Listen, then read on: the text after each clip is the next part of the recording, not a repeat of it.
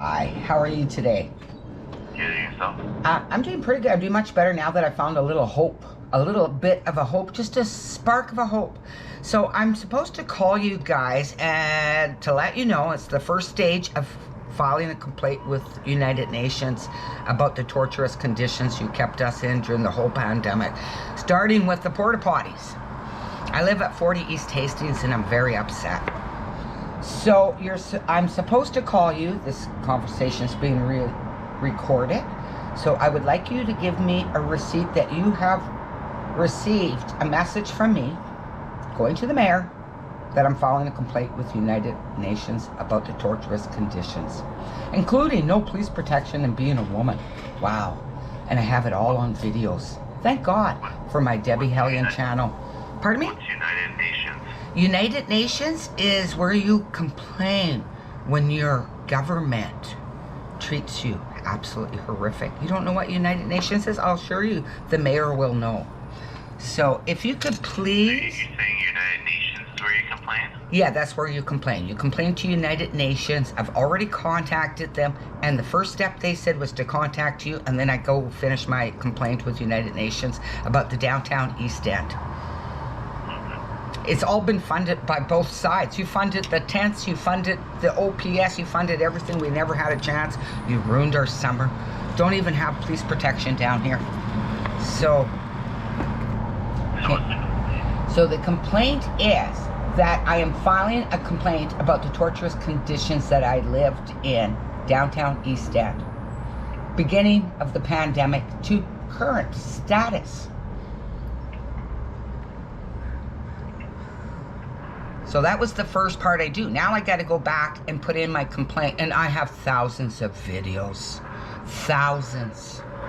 I have videos with the Vancouver police telling me after a man threatened to kill me to phone 311. That's how much we have no police protection down here. Yeah, I can make a complaint for you here. So it's kind of like the police protection's not good as well, right? Oh, nothing's good.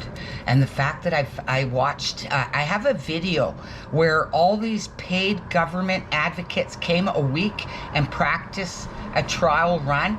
Then next week they came with the news, the police, and the same players, and they're all paid. And I recorded it all from my window. And it was all staged because everybody's paid by the government. We suffered and everyone is paid for the government. We didn't even have mail for 3 months. The elders couldn't even get their checks on proper date, you know, because you guys were funding the police, you were funding the people to put the tents in, and you were funding the tents.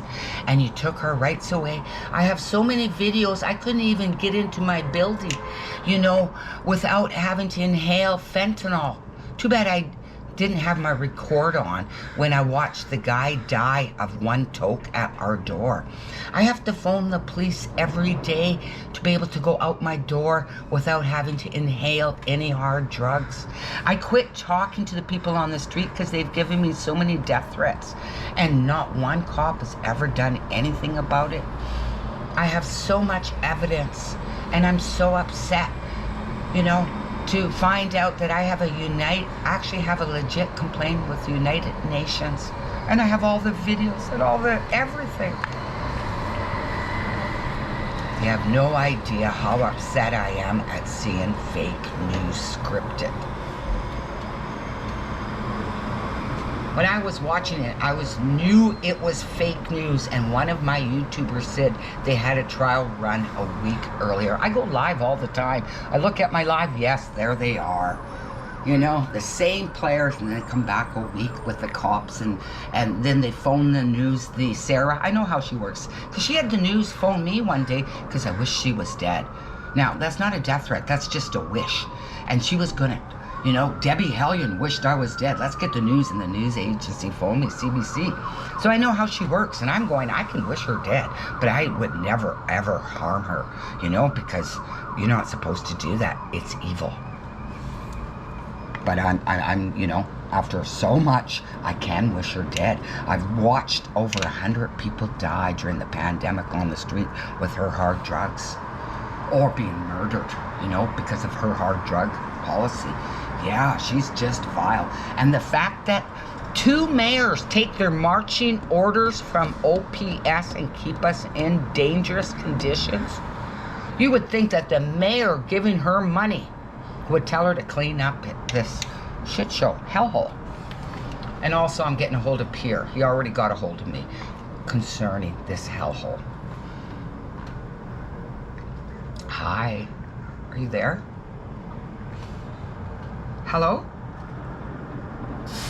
Are you there? Did you hang up? Oh, thank God.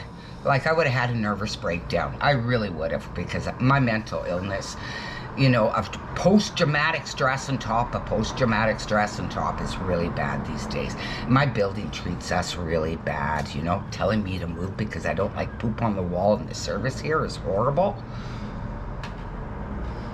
The building is so horrible, and she tells me to move, and there's tents on the street, doesn't give me a place to move, and my mental capacity is really been trained in the last year with the tents.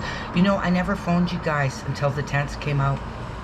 You know, I could handle everything else, but then when the tents came, it was too much. I'm from a nice neighborhood, so I still remember what a nice neighborhood and real rights means. Maybe the people down here don't know, but I do.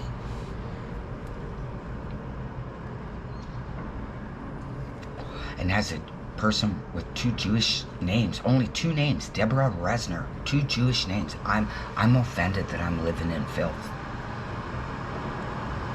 So could you give me a receipt for that at deb.resner@gmail.com, because I need that receipt to hand into the United Nations to go forward.